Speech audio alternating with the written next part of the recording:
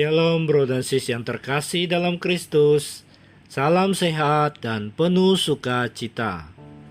Berjumpa kembali bersama saya, Bro Chun Min, dalam renungan pembawa sukacita.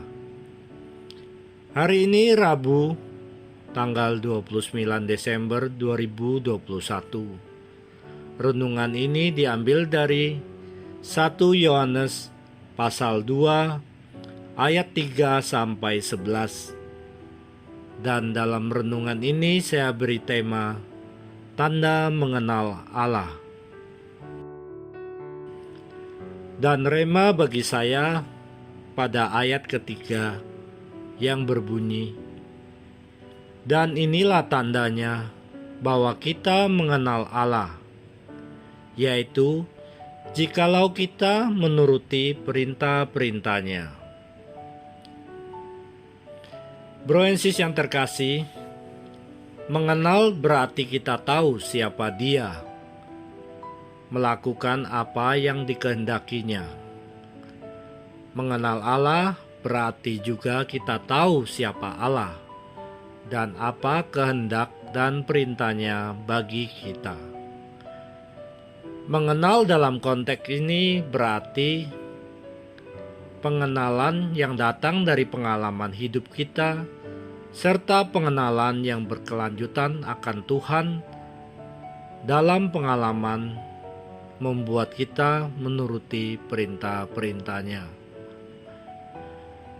Anak yang hidup dekat dengan ayah dan ibunya barulah dapat mengenal dengan baik siapa orang tuanya dan sebagaimana karakter mereka. Hal ini tidak bisa terjadi jikalau anak dan orang tua jarang bertemu dan tidak bersekutu bersama. Anak yang mengenal dan mengasihi orang tuanya dengan baik tentu mengetahui kehendak dan ekspektasi mereka dan akan berusaha untuk melakukannya.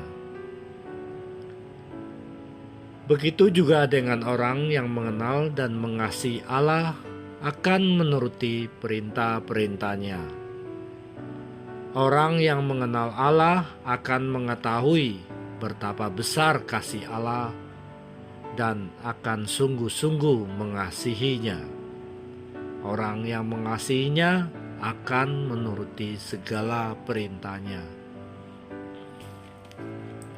Suatu tanda yang mutlak ada pada seseorang yang mengenal Allah adalah ia melakukan perintah-perintah Allah. Dari buahnya lah seseorang dapat diketahui bagaimana ketaatan pada Allah. Buah perbuatan yang baik akan menunjukkan pada lingkungan di sekitarnya bahwa ia adalah seseorang yang saleh, yang menuruti perintah Allah. Orang yang mengaku mengenal Allah namun berkelakuan buruk tidak dapat dipercayai sebagai orang yang mengenal Allah. Bro and sis yang terkasih, pada tahun 2000-an kami mulai merintis usaha pertokoan setelah usaha kami sebelumnya tidak berhasil.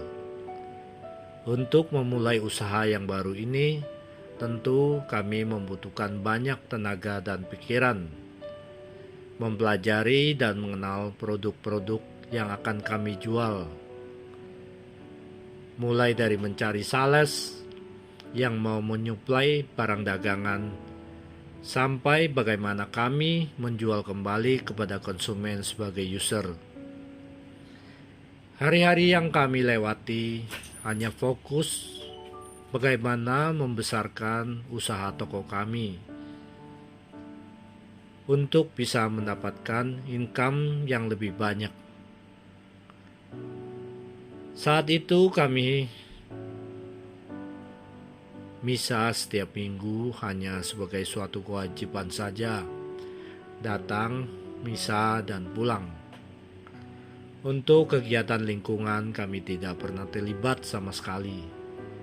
Bahkan banyak yang kita tidak kenal. Paling kalingnya saja yang kita tahu.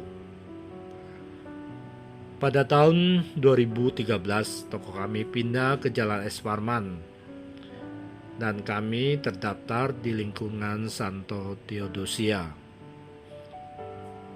Sejak saat itu, kami mencoba untuk terlibat dalam kegiatan di lingkungan dan mengikuti kegiatan-kegiatan yang ada. Dari situlah kami mulai belajar untuk pelayanan terhadap sesama di lingkungan.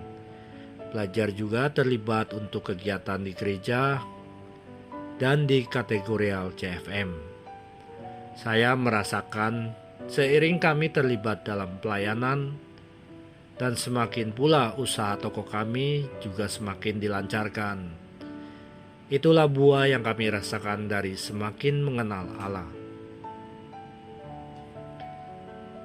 Bro and sis yang terkasih, sudahkah kita mengenal Allah dengan baik dan melakukan perintah-perintahnya yang kehadirannya di bumi yang kita kenal dalam diri Yesus Kristus? Marilah kita berdoa. Dalam nama Bapa dan Putra dan Roh Kudus. Amin. Bapa di surga, bantulah kami untuk semakin mengenal dan menghayati kasih-Mu.